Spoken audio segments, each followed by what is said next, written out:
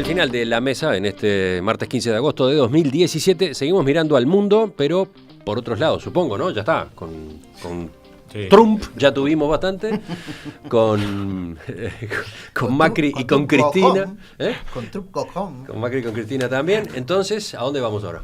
No sé, a mí me preocupó un poquito, honestamente, la llamada del gobierno brasileño a nuestro embajador. Nos quieren poner disciplina porque opinamos, el ministro de Trabajo, señor Murro, y el presidente también, de que esta ley es un poco restrictiva de los derechos de los trabajadores. La reforma laboral en Brasil. La reforma laboral. Sí, el Palacio de Itamaraty convocó al embajador de Uruguay en Brasilia, Carlos Amorín, para que realice aclaraciones sobre los dichos de Nin Noboa y de Murro. A eso te estás refiriendo, sí, la noticia claro, de ayer. Exactamente. ¿Y qué es lo que te sorprendió de la noticia? Me resulta mal educado de parte de vecinos grandotes de llamarnos al orden. Estaban opinando nomás. Lo de Murro no era ningún drama. Y Nin Noboa también dijo, no tengo derecho a... Es decir, no queremos meternos en las cosas de ella, simplemente pienso esto. Y si, por ejemplo, el canciller brasileño hubiera dicho que la ley de bancarización obligatoria en el Uruguay es un paso que él no veía con simpatía, ¿vos no te molestaba? De ninguna manera llamaba al embajador brasileño, seguía siendo mi ley. Bueno, qué suerte que no sos canciller, Leo. Una puntualización. El planteo que anunció Uruguay a comienzos de esta semana va dirigido a canalizarse en el Mercosur, en el entendido de que una reforma laboral como esta que se está implementando en Brasil podría alterar la competencia interna en el bloque, ¿no?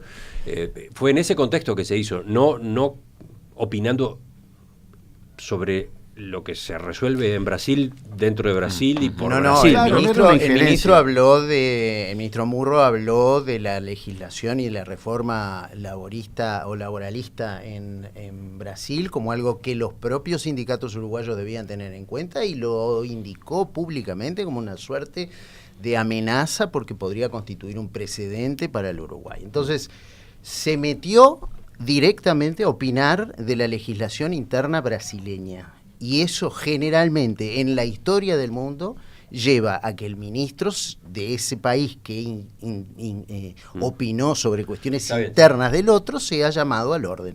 Eso pasa acá, pasa en Dominicana, en México, en Portugal, en el mundo entero. Habría colas en las cancillerías de embajadores llamados. No, porque todo el en tiempo general no hay ministros tontos que se expresan en cuestiones que no les atañen. Eso no es un vicio tan se trata general. de la competitividad de nuestro país dentro del marco del Mercosur. Sin duda. Sí, yo y tú tenemos todo el derecho de opinar y tú vas a opinar en contra y yo a favor de una reforma que afecta la competitividad del Uruguay. ¿De qué decías que no sabía lo que es neoliberalismo? Lo estás definiendo muy bien. No, yo sé perfectamente lo que es liberalismo, no ni neoliberalismo, que no sé qué concepto es, porque es un animal de una especie que no existe. Es lo que estabas hablando. Yo soy paleoliberal, no neoliberal. Sí, me compensaste. Bueno, pero ya que el tema termina siendo para pedirle ahora a Álvaro, entonces, ¿cómo debió haber manejado el gobierno uruguayo esta inquietud?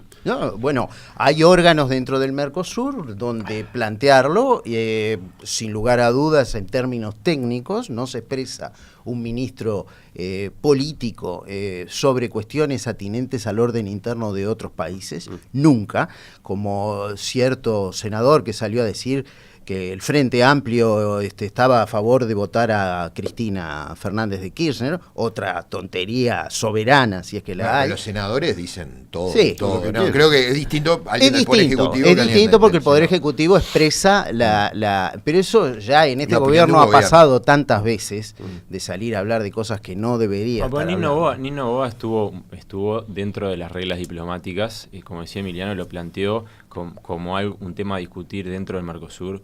Yo creo que va a ir por ahí. De paso, mi editorial de mañana en perspectiva va a ir sobre el efecto de la reforma laboral en Brasil, que es profundísima, la reforma laboral más importante y avasallante de las últimas décadas en el continente. Pero realmente, claro, hubo una diferencia de tono, si se quiere, entre los dos ministros. Dicho esto, es increíble, perdón, entre paréntesis, que un gobierno con la ilegitimidad que tiene Temer haga una reforma de ese tipo, me parece insólito. Yo creo que por el lado del gobierno nuestro está bien el planteo de que esto se discuta en el Mercosur, porque algún tipo de preocupación hay que manifestar, porque va a tener un impacto directo en el mercado de trabajo uruguayo. Eso es inevitable. La posibilidad de que esto vaya para atrás. Esta materia está regulada por el Mercosur, ¿no? Si en relaciones laborales hay compromisos asumidos que restrinjan el margen de acción del país. Hay titulares, sí, pero lo que pasa es que como el Mercosur carece de sustancia en lo básico, claro, todo lo otro se cae seco, ¿no? Pero no hay ningún, si entiendo bien, y capaz que algún experto constitucionalista me va a corregir, pero si entiendo bien, en el marco del Mercosur no existe un instrumento que permita que los socios se entrometan en la legislación laboral de cada uno de los países. No. Sí acuerdos de compatibilidad de títulos y demás, pero claro, no que se intrometan en la legislación. No. Por lo tanto, esto es una decisión soberana de Brasil que lamentablemente nos va a perjudicar y mucho. Bueno, cerramos. Faltaba algo más, ¿no? ¿Quién? No, yo tenía algo para decir, pero no tiene nada que ver con esto, así que no sé.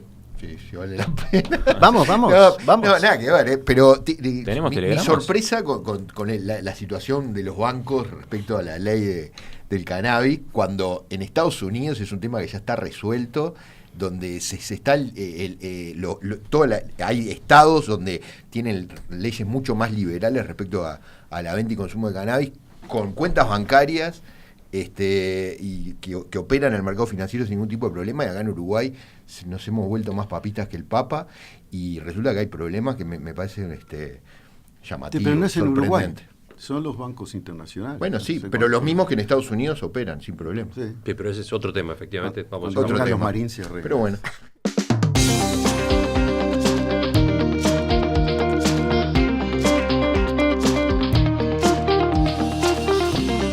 Darío Klein, Mauricio Raufetti, Leo Arari, Álvaro Díez de Medina, gracias por acompañarnos esta mañana. Pasen bien. Muchas gracias. Seguimos bien en las noticias que actualiza Romina Andrioli, y después en primera fila con Rosario Castellanos. 10:30 regresamos sobre la actualidad y las noticias.